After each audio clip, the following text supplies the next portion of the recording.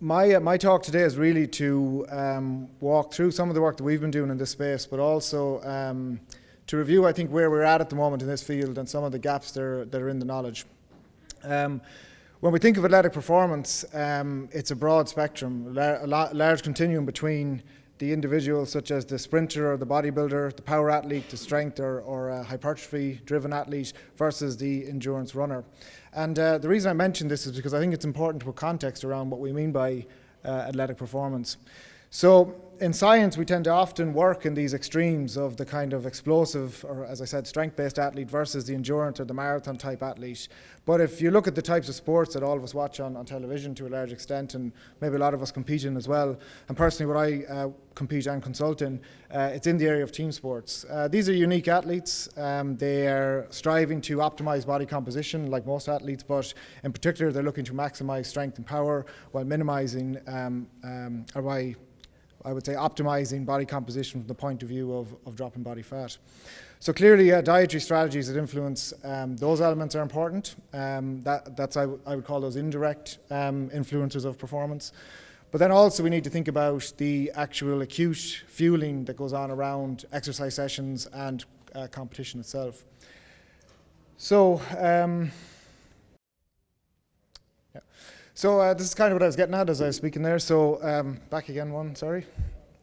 So ultimately we've got a number of different strategies that we use in performance nutrition when we're trying to enhance performance. And some of these relate to, as I said, these indirect type of performance influencers, which are things like speeding up recovery, meaning that we can get more out of subsequent sessions. If we get more out of subsequent sessions, in the long term we develop a better adaptation to training, so that's greater gains from training, looking at improving muscle mass and reducing body fat, as I said, strategies around reducing illness and injury. This direct influence then is what we, as I said, what we eat in and around, or how we fuel in and around training sessions and performance. So ultimately all of these combined are how we enhance athletic performance. Next slide, sorry please. Now, the other thing we can think about is the nutrition cycle, and again, the reason the context is important here is because we're talking about how we fuel in and around training sessions and competition, but also what we do in terms of recovery and our habitual daily intake. So, although this particular slide shows several different phases here, I suppose this is what we consider in time. This is the longest in the sense of this is what we eat every day and the food we consume on a weekly, monthly, yearly basis. Whereas these are the things that we do in and around training and competition.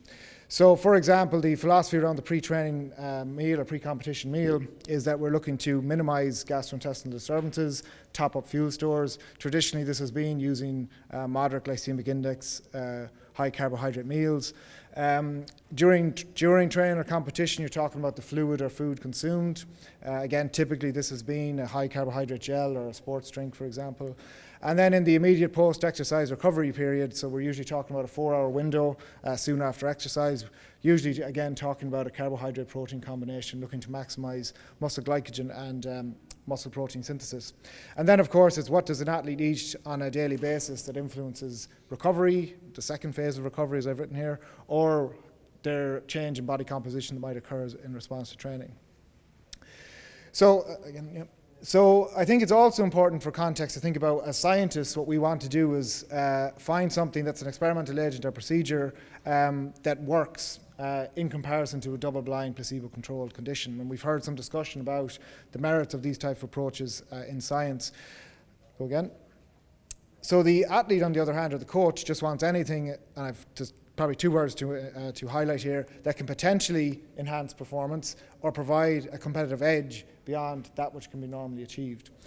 So that can be a lot of different things. It can be nutrition related, it can also be training related, but obviously we're always looking for an edge when it comes to performance. And athletes are willing to try things that might not necessarily be proven in science. I'm not saying that's a bad thing, that's just one of the facts. Now, you might wonder then, what is the difference in really elite sport, the difference between success and failure? And failure being in the case of the Olympics, and these are the best of the best, Rio Olympics, men's marathon results.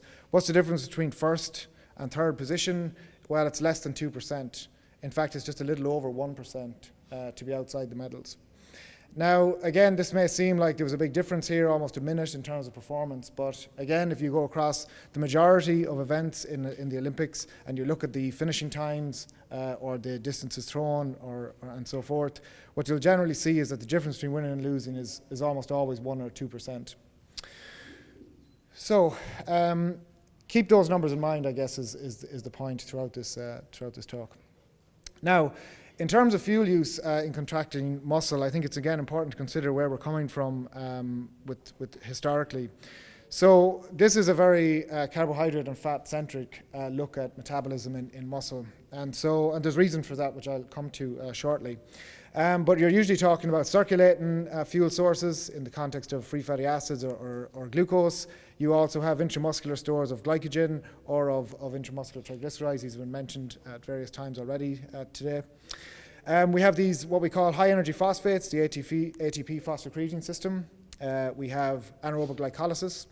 We have the beta oxidation of fatty acids. We have the TCA cycle coupled to the electron transport chain. So we have anaerobic and aerobic processes. We have, and this actually, you can, yeah, that's fine. That slides, yeah. The major differences between the pathways, aside from their actual, their starting block, so to speak, would be the rate at which they provide ATP. And this is a really important point to make. So if we look at ATP production, or relative power as it's called here, these anaerobic systems produce ATP at a much, much higher rate than the aerobic systems. And equally, the carbohydrate sources that provide ATP as well, they provide them both from glycogen and glucose, again at a rate slightly lower than the anaerobic pathways, but slightly higher than what's coming from fat. However, on the other hand, if you look at the capacity, very, very limited for PCR and glycolysis, much more extensive for carbohydrate, almost unlimited when it comes to fat. Now, the important message on this slide and from the previous slide is that we've got multiple different fuel systems within muscle during exercise, and it's what determines the fuel mix is really the intensity of exercise, which I'm going to come to, the nature of the exercise challenge, and that's got implications for how we fuel exercise, and it's something that a theme again I'll return to as we go through this talk. Sorry, next slide. Now, why aren't ketones mentioned in these type of contexts? Well, if you just go back, sorry. One of the reasons, and it's not really important, the details here, but you just might notice this particular title here. So this is one of the more influential papers where we use the numbers provided in this table to calculate the contribution of carbohydrate and fat to energy provision during exercise. Typically this is done by measuring expired air analyses and looking at the ratio between carbon dioxide produced and oxygen uptake. So the first thing to note is that there is a non-protein respiratory quotient or respiratory exchange ratio. So the assumption here in this context is that protein makes a negligible contribution to energy provision. Strictly speaking, that's not correct. It can make anywhere from 5 to 15% contribution to energy provision, and this can be this is higher in situations of glycogen depletion. Skip to the next slide as well. So, and again, where these numbers come from is as I said, remember, it's carbon dioxide produced versus oxygen consumed. And if you look at the oxidation, the balance between oxygen and carbon dioxide produced, you can calculate these respiratory exchange ratios, which are closer to 1 for carbohydrate and closer to 0.7 for fat. Now, Jeff went through this in a bit of detail this morning, so apologies if I'm repeating some of that for people that were there as well. However, the issue here is that if you look at the balanced equation for protein, the RER value is somewhere in between. So it makes it very difficult to calculate the oxidation of protein. And equally so, if we just advance again, this is another seminal paper in the field. However, it's not that ketones aren't being oxidized, it's just that they've been very hard to calculate how many or how much they have been oxidized.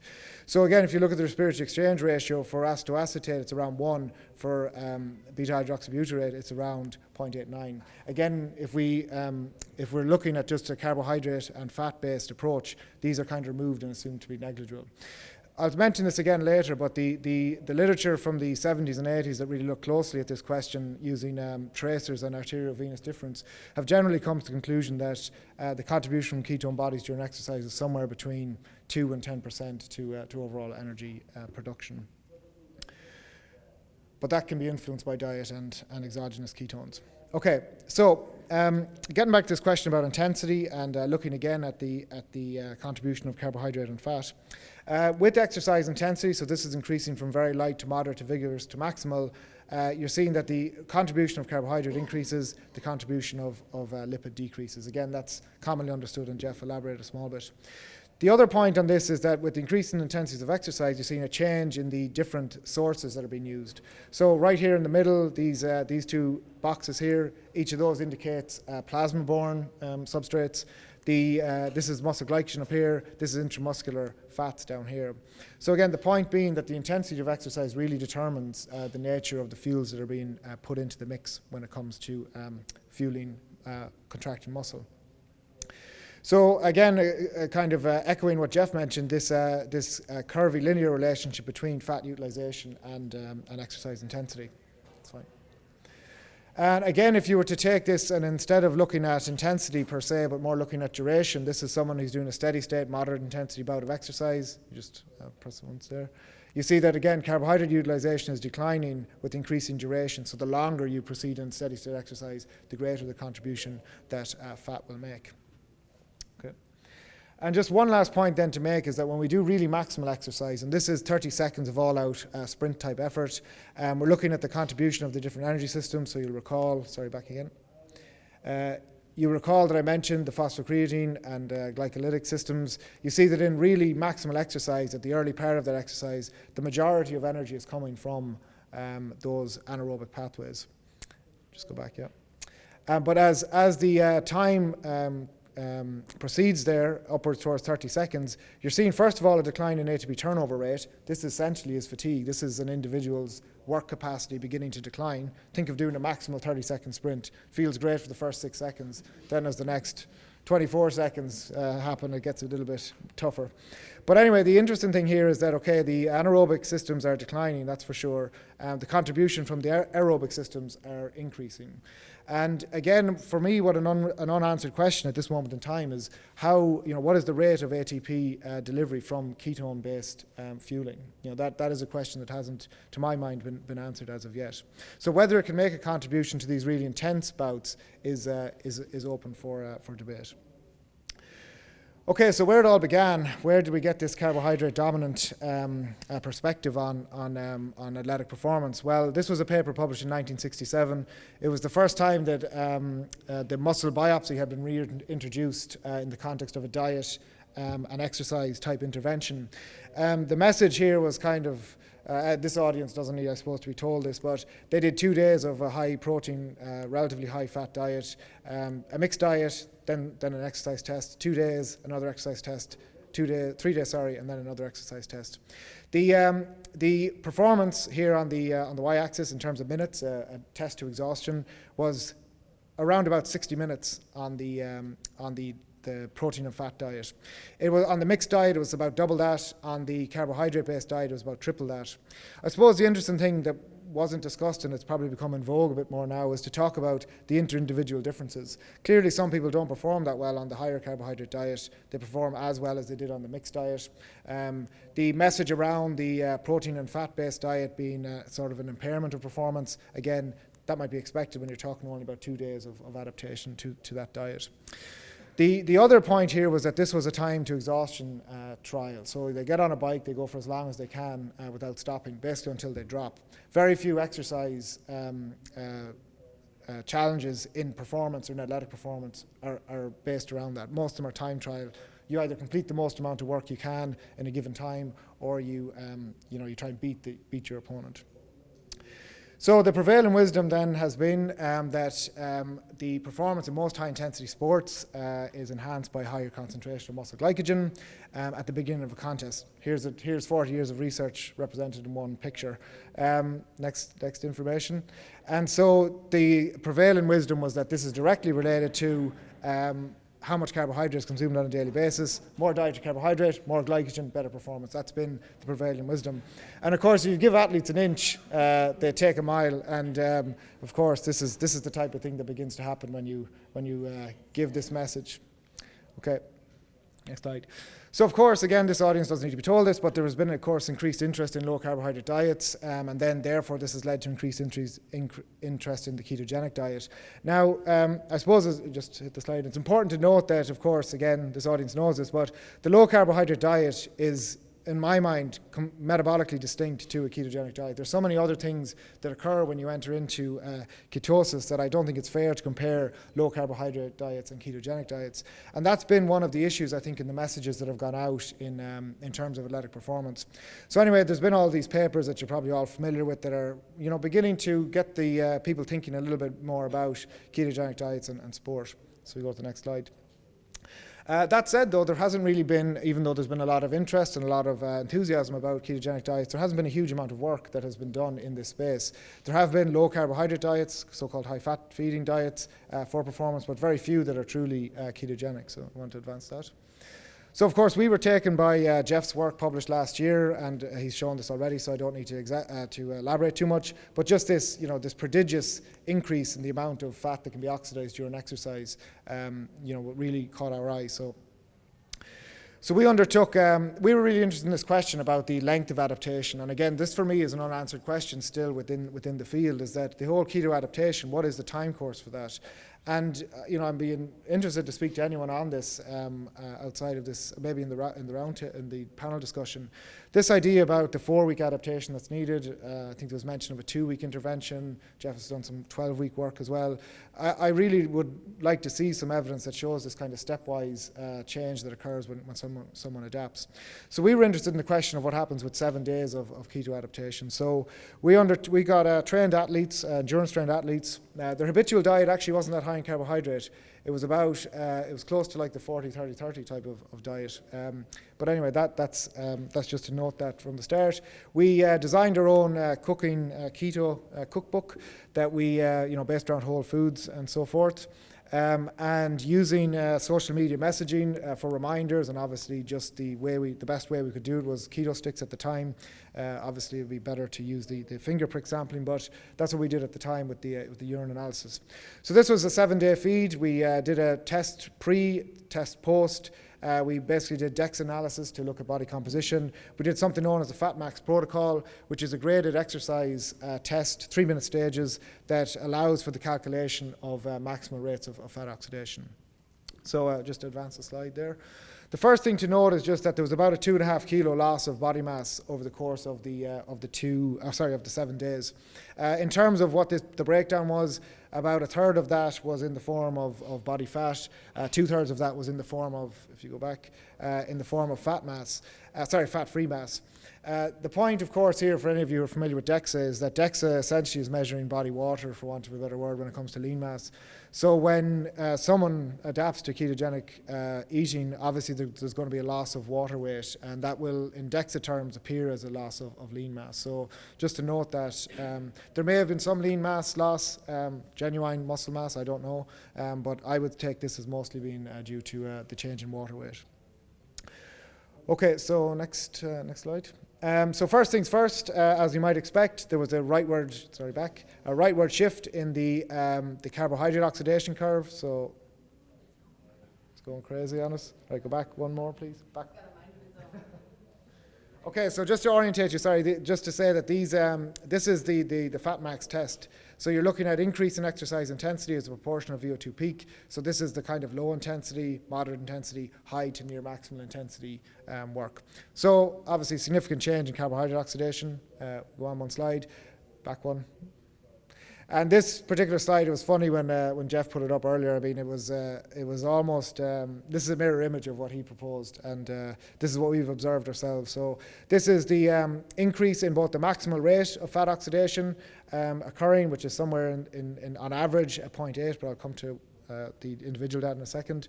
And also noting that where this maximal rate occurs is at a much higher exercise intensity than on their previous habitual diet. So we get this increase in fat oxidation. Yeah, next slide. Again, just to show this data similar to the way Jeff's was presented, this is the individual maximum fat oxidation rate. This is, again, the what looks post-exercise. We're seeing somewhere around 1 gram, not quite as high as was achieved with the the long-term 1 to 2 year type of keto adaptation. So my guess would be there is some adaptation going on as we move through the longer term. The other notable point is just at the crossover point, this point at which carbohydrate becomes the dominant fuel source. This usually occurs somewhere around 40 to 50% of VO2 peak in most individuals. After the ketogenic diet of 7 days, there was a rightward shift, so it occurred at around about 70 to 75% of VO2 peak. So clearly, a much greater reliance on fat as the intensity of exercise is increased. And then I think the interesting thing for us was also there was a decrease in the production of lactate during the exercise session. So it really reflected the fact that there was a shift in fuel use and obviously an impressive shift in lactate if you're familiar with that type of data. Next slide.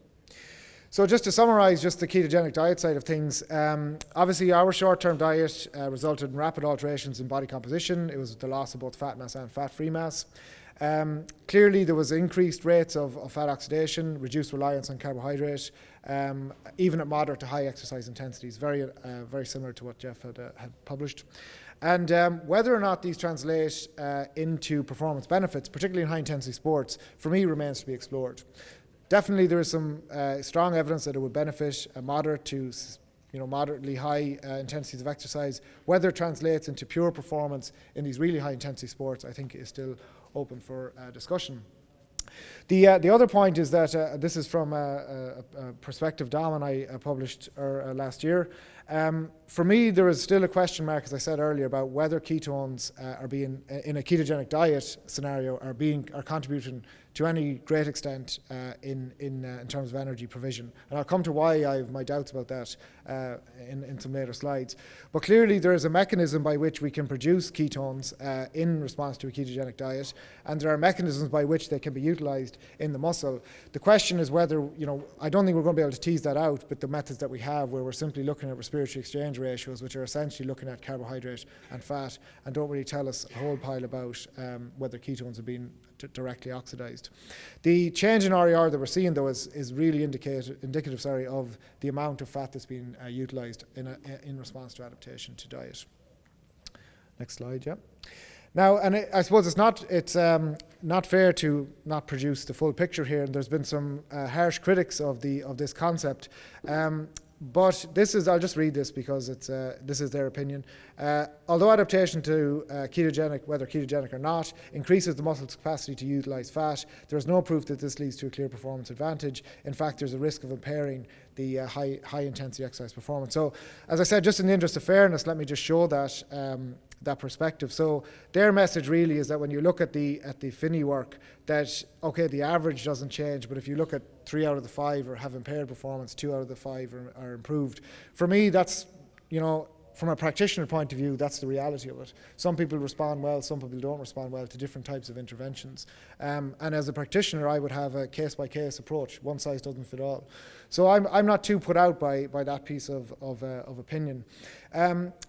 The other things that this group in Australia put forward, though, is that in the context of performing what might be considered moderate to moderately high intensity exercise, and then doing some form of, just go back here, doing some form of, back. So doing some form of intense bout within that. So the example they would give is that you're a Tour de France cyclist.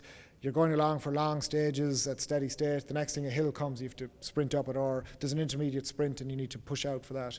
If we just go back, their argument for that is that in studies that have been done, they generally show a performance decrement in those type of high intensity bouts that are interspersed into these type of paradigms.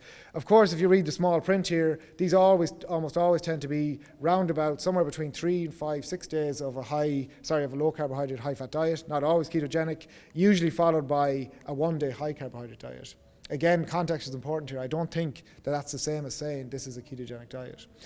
But there is a mechanism by which this impairment might occur, and that is at the level of an enzyme known as pyruvate dehydrogenase, which is essentially the what would you call it, the switch between the use of carbohydrate and fat within the cell. And so if pyruvate dehydrogenase activity is inhibited, which can occur, this is the classic Randall cycle. So if it's inhibited by high levels of free fatty acids, then that in turn limits the amount of carbohydrate that enters into the cell and that can be oxidized as a fuel.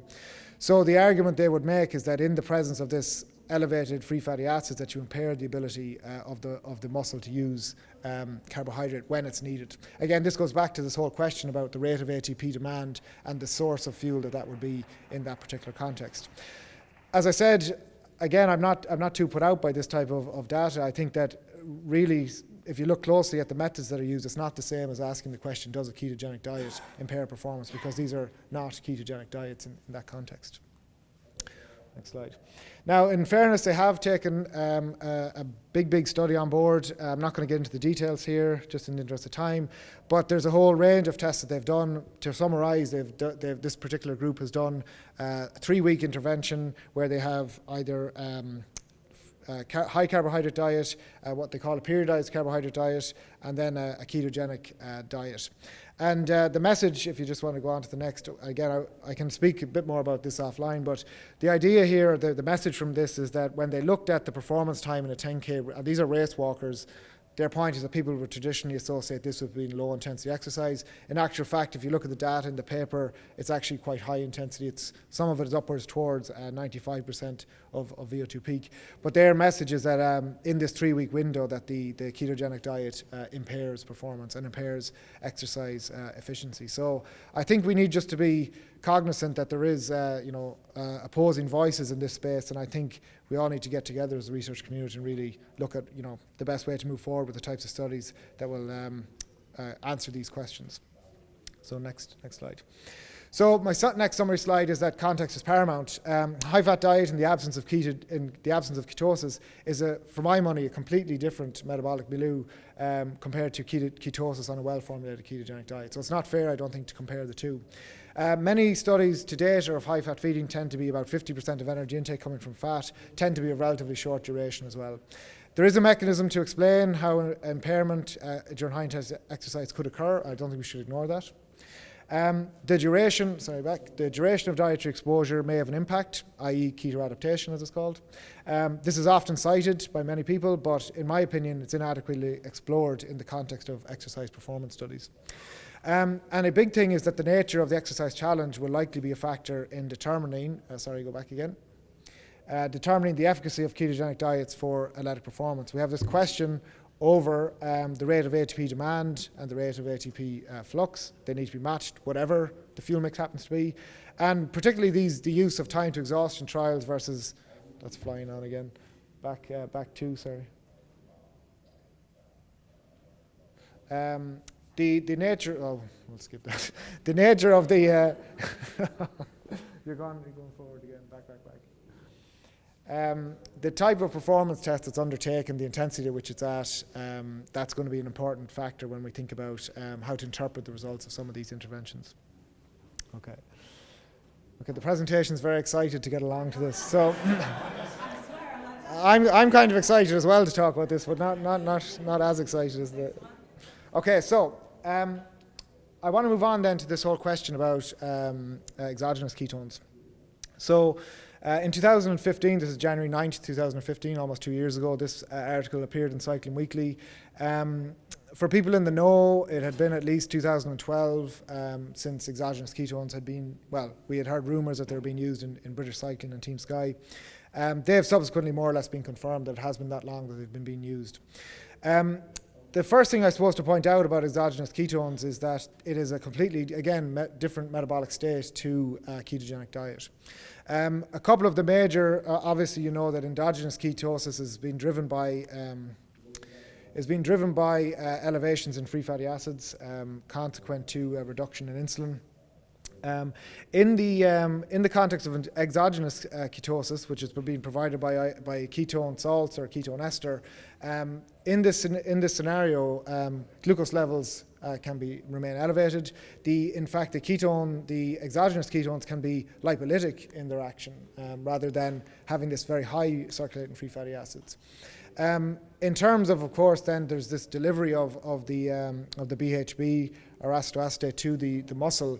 That, and then the mechanisms of oxidation, you can go back, are similar then within the muscle itself, but the overall metabolic profile within the body is really quite different between the two. And again, for my money, we should not be using them interchangeably. Ketogenic diet and exogenous ketones are two completely different scenarios when we talk about performance.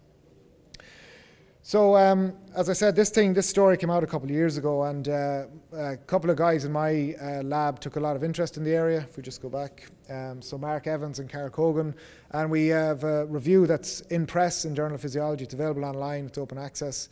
A review of the field really in terms of the physiological basis for exogenous supplementation with ketones. So the message, which I'll take you through over the next few slides, is really that the effect, and Jeff has mentioned some of this already, that there is the potential for them to be oxidized as fuel, but there's also the potential for them to influence adaptation, recovery, and performance when they're ingested as an exogenous ketone source.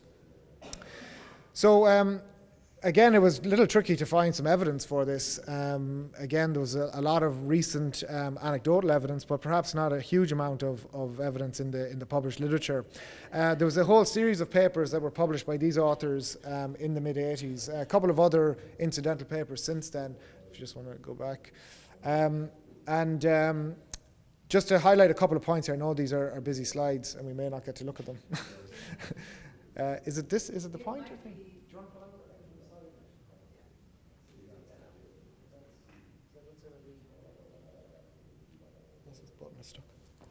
Has that stopped it? Fingers crossed. Okay, just go back. We'll remove that one on the right. Okay, so in these series of experiments, they were either looking at fasts of various durations or looking at infusions of in this case, it was sodium acetoacetate. But a couple of key points here. One is that we're looking at the total ketone bodies here up the top. So this is the axis here. I appreciate that it is a bit busy.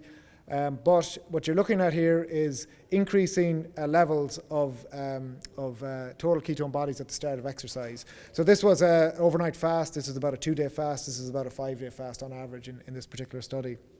The first, I think, thing to note is that you're seeing the decline that's occurring on the onset of exercise. Clearly, they're being taken up and being used by the muscle. That's the first thing. So ketones are available to be used during exercise. However, the important thing that I've taken from this particular study is this data down here. This is the metabolic clearance rate, which is, in the context of exercise, is a measurement of the uptake and oxidation within muscle. And so what you're seeing here is that as the levels of ketones go particularly high, so this is again over the kind of 3 millimolar range, you're seeing the metabolic clearance rate is limited. In other words, the elevated levels of ketones become self-limiting in terms of their oxidation by the muscle. And this makes perfect sense from a physiological point of view. Ketones are there to fuel the brain, not to fuel the muscle. And in the context of starvation, which is this is 5 days of fasting, it wouldn't make sense to send all of the ketones to the muscle to be used and leave nothing for the brain. So there's this autoregulatory or self-limiting factor that occurs in the presence of high levels of ketones. So this led us to speculate, and others, that there's an optimal range, a sweet spot, so to speak, of somewhere between 1 and 3 millimolar when it comes to ketone levels and exercise performance. Next slide. So that was fast of various durations. This is now looking at infusion of sodium acetoacetate compared to saline. Again, what you're seeing here is this is the pre-infusion, then the exercise bout. Again, the decline that's occurring here is because ketones are being taken up and oxidized in the muscle. But again, what I will point out is that the infusion of ketones, and this is true also of exogenous ketones, they are lipolytic they are anti-lipolytic in nature. They impair the release of free fatty acids from the adipose tissue. This has got some relevance. We covered it in our paper. I won't get into too much detail now, but certainly in time trial performances where previous researchers have impaired lipolysis, particularly for long duration time trials, there does seem to be an impairment in performance if you blunt lipolysis. So again, a small caveat around the use of exogenous ketones. Next slide. So so that gave us some confidence that there was something going on, that ketones were realistically a fuel for working muscle. And the other thing, if you look, again, quite hard to find, but there is some literature out there. If you look at the pathways of both uptake and the pathways of the ketolytic pathways within skeletal muscle, they are all increased by exercise training. So the idea here is that a trained athlete would be in the best position to be able to uptake and oxidize ketones that are ingested from exogenous sources. Next slide. So about 2 days before we were due to submit our review, because it was a deadline, it was an invited issue, this paper became live online, and so we very quickly had to revise some of our review, but the editors were happy to accept the delayed submission given the importance of this particular paper. So this is a paper that was published using the Veach monoester, published by a group out of Oxford in the UK. And I mean, this is a huge paper, well worth the read, but give yourself at least a couple of hours to get through it, maybe more. About 5 separate studies on really elite level cyclists, and looking at various things like the metabolic response to exercise, different combinations, different doses, and so forth. But I'll just summarize the key message here, which is that they did a performance trial, a time trial, which involved a 60-minute preload at a moderate to high intensity of exercise, followed by a 30-minute time trial. Complete as much distance as you can was the message. In terms of the ingestion, it brought the levels of BHB in and around 1.5 to 2.5 millimolar, stayed elevated throughout the exercise trial. Lactate was reduced in the ketoester condition. I should have mentioned actually in one of the earlier papers that the particular paper where they infused acetoacetate, that did blunt the exercise-induced rise in lactate. So that mechanism had been established in the literature. The ketoester study here actually just confirmed that. So the lactate levels were lower in the ketoester trial, again indicating some change in the level or in the balance between fuel use in the muscle itself. And in terms of performance effect, the performance effect was a 2% improvement in time trial performance. Going back to my earlier slide, 2% is a huge amount to elite athletes. In the context of the data, it doesn't look that impressive if you put on like your scientific hat. It's 400 meters extra covered in a time trial that covered about 20,000 meters. And those numbers don't really, they don't seem like much, but if you take it down to 2%, you think about the difference that 2% makes to really elite athletes, it is a major outcome for a ketone ester. Again, just to say here that it's important to point out that this was ketone ester combined with carbohydrate and an optimal fueling strategy for carbohydrate. So this is not a ketone ester all by itself. This is just optimizing the fueling mix that occurs, and that was the title of our paper, was to just indicate that our commentary on this was to just indicate it's a fuel mix. It's not one fuel in isolation. I think that's an important message as well. Next slide. Again, I'll skip through that, but just in the interest of time. Okay, so we were in the process of writing this review. We were also trying to ask the question, Mark was busy at the time, asking the question, what can be achieved by the ingestion of commercially available beta-hydroxybutyrate salts? And our hypothesis, based on everything that we'd seen in preparation of our review, was that there would be an altered metabolic response. And again, we used trained cyclists because these are the ones who are most likely to be able to do something with the BHB when it gets into the body. So we just skip on. So the study design was this. It was the ingestion of exogenous ketone salts at 2 time points. And that preceded then the graded exercise test, where we did 8-minute stages at increasing intensities of exercise, again to get this whole spectrum of the response to exercise. The supplement we used was the Ketocana product from Ketosports. We did a good bit of pilot work with this particular product to try and basically push the amount that we could get the participants to ingest to elevate ketones as much as possible without any adverse effects. So this was a couple of months worth of work, but it ultimately you wonder why we're going to 2 decimal points. It's because we really wanted to get as much in as we could. So they were the drinks. That was the dosing strategy that we used within this study. So again, the subjects we used males and females in this case, 12 and 7, so 19 people. This is all trained athletes. Good levels of aerobic fitness measured by VO2 max. And I suppose just to say, although I won't show the data, in terms of what we saw, there was no difference between males and females. And at this moment in time, I don't know why there would be a difference, but it's of course a question that is relevant to research: is there a difference between males and females when it comes to these types of strategies? So the data I'm going to show is the collapsed data that we have. So next slide, please. So the first thing to say is that the BHB levels that we saw during exercise, so this is the resting time, the hour beforehand, this is the exercise itself. And the results that we got were a bit surprising to us. We didn't quite see the levels that have been reported, it's the sort of n equal to 1 type experiments.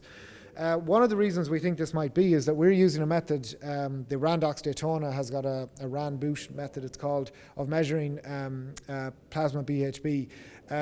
In our hands, if we compare these exact samples to the finger prick Abbott device, the Precision Neo we were using, we're seeing about a 30% less reading on this particular assay than we're seeing with the handheld device. Now, I don't know if other people have experienced that, but looking in the literature, particularly in the area of dairy science, that has been actually documented before. So I'm not really sure how to explain that, but just to say that this is our data in terms of the BHB response to those salts. Next slide.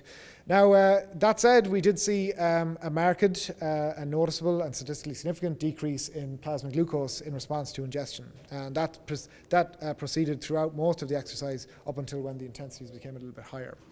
Next slide. The respiratory exchange ratio was elevated, and if you remember back to what I said earlier, although in a ketogenic diet you would see the respiratory exchange ratio be lowered because there's more reliance on fat, our read of this particular data is that the increase in the respiratory exchange ratio really reflects the fact that the oxidation of acetyl, acetate and BHB are those values around 0.89 to 1 in terms of the respiratory exchange ratio. So we think that this is indication that although the salts weren't elevated to a very high level within the exercise trial, they were being oxidized within the skeletal muscle. Next slide. So then if we look at the plasma lactate, no change in that particular response. So at least in our hands with those levels of BHB, we didn't see a change in plasma lactate. Next slide, please. The reason we think this, of course, as I've said, is that we think that the optimal range is somewhere between 1 and 3 millimolars and for BHB, and we're not seeing that in our hands, at least with that dosing strategy that we used.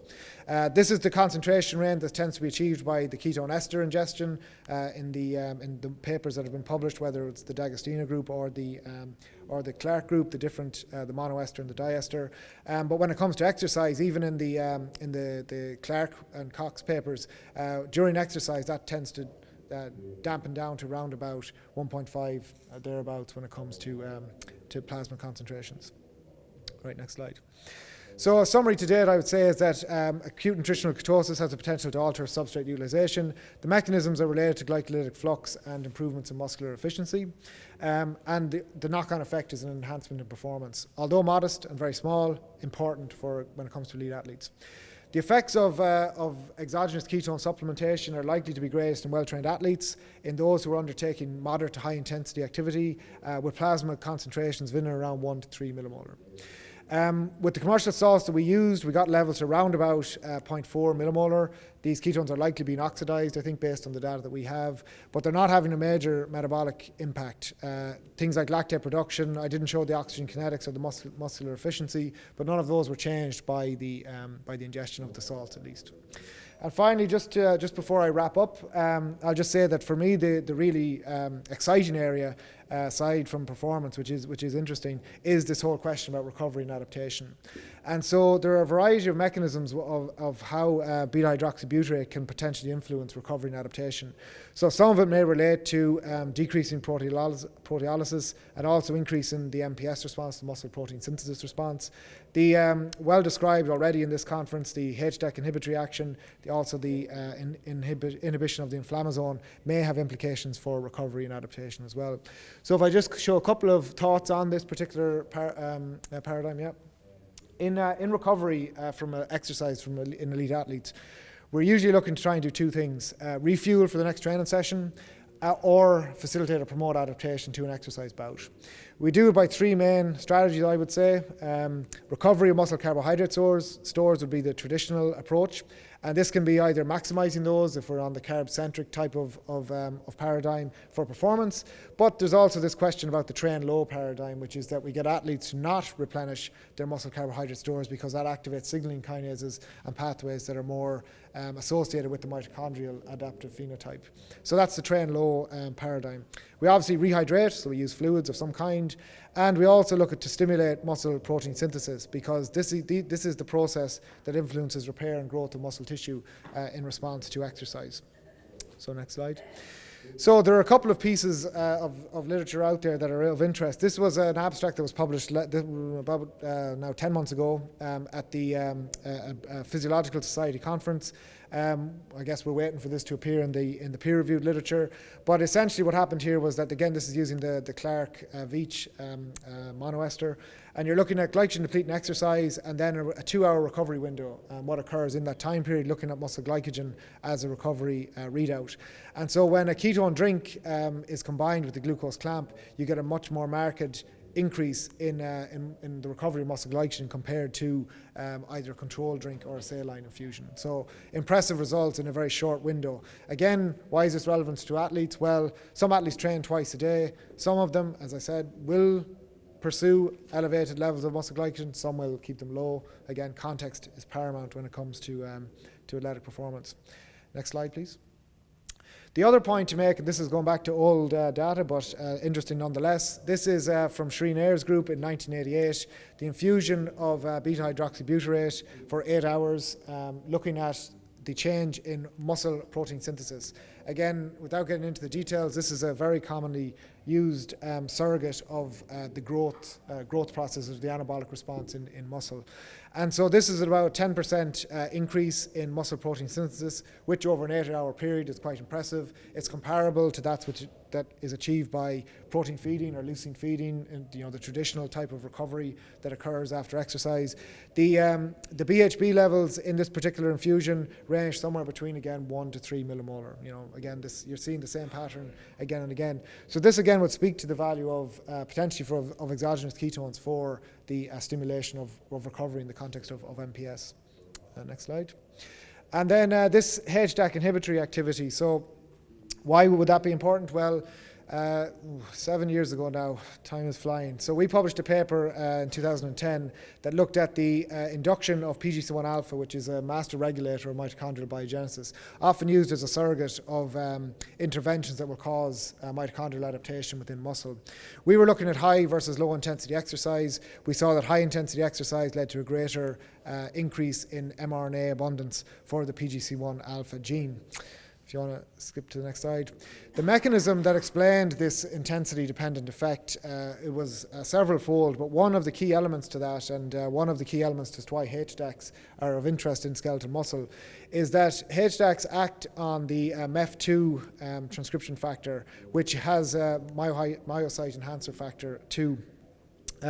This is a transcription factor that's got a binding site on numerous metabolic and mitochondria-related genes, many of which are central to muscle remodeling. HDACs act as an inhibitor of MEF2 binding to its binding site on target genes. The effect of high-intensity exercise is to increase the amount of HDAC phosphorylation that occurs in response to exercise. Phosphorylation leads to the nuclear exclusion, which is analogous to the inhibition of HDACs, which occurs through HDAC inhibitors and related drugs.